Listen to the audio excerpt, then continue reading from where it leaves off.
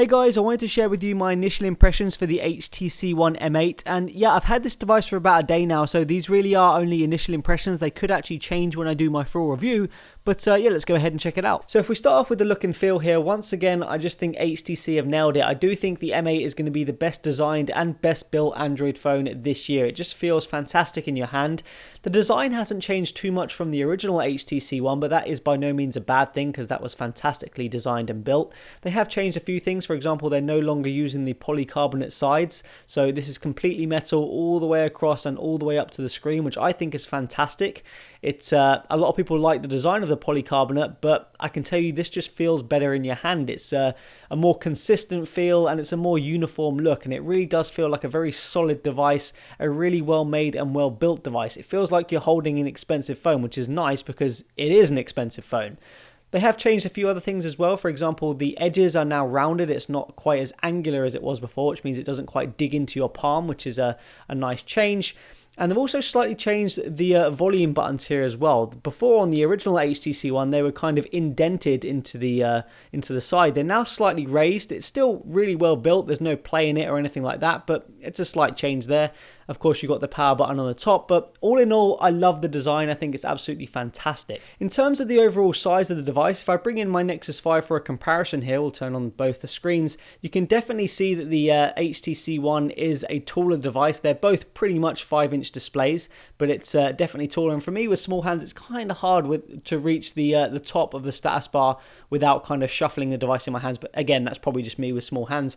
If I put the devices with screen to screen, you'll see you basically have that additional speaker on the bottom here that's creating that bigger bezel.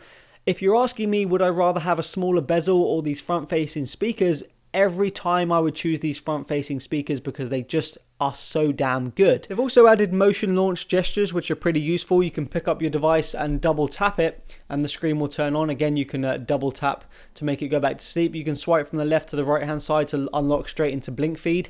They do love their blink feed. From the bottom up will unlock your device straight into your home screens. From the right hand side, I believe this goes into your widget panel, and from the top, I think this goes to voice styling, but I don't have a SIM card in there right now, so it's not showing that. There's also a gesture if you pick it up in landscape mode and press the volume down key, it's going to unlock straight into your camera. So very quick access to your camera. Then you can just see how fast it opened as well.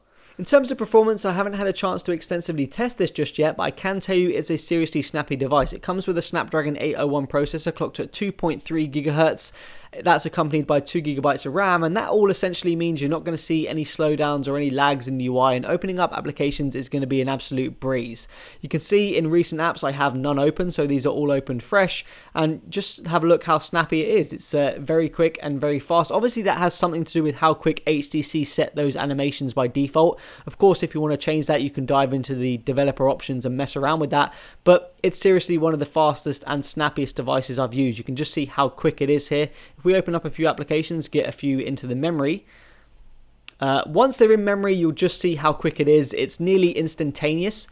Seriously fast once it's in memory. It's really not even a question of loading, it's just how fast the animation can get there. So if you turn off the animations, it'll probably just be absolutely instant. But yeah, performance is good here. If we check out opening the camera, probably about 1.5 to 2 seconds to open up the camera there, so not bad there either.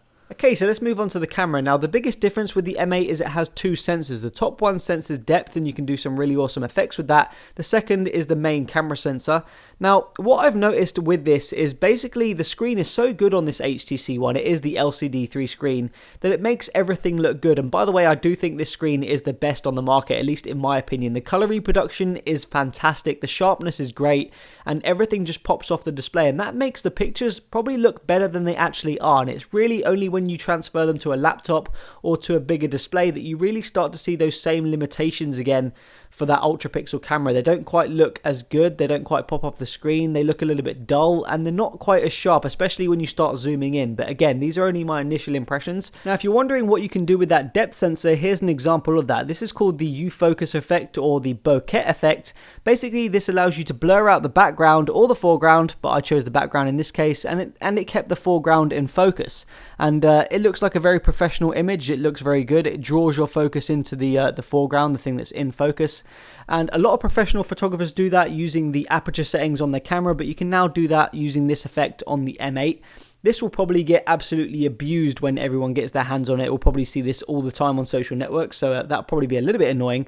And in terms of how well it works a lot better if you have something definitely in the foreground and then the background. If you have something that's a little bit confusing, sometimes the depth sensor can't quite distinguish it and it doesn't turn out too well. There is, of course, loads of other effects that I'll check out later as well, but this was quite a nice picture, I thought, so yeah, I thought I'd show you guys. So there you go, guys. Those are my initial impressions for the HTC One M8. I was also going to do a demo for the boom sound, but I really didn't think you'd get that impression over my microphone. You really have to hear these in real life to appreciate them. All I can tell you is they're very loud and the clarity is excellent. I just love these front-facing speakers. Of course, there'll be loads more content coming for this device, so stay tuned. Yeah, peace out.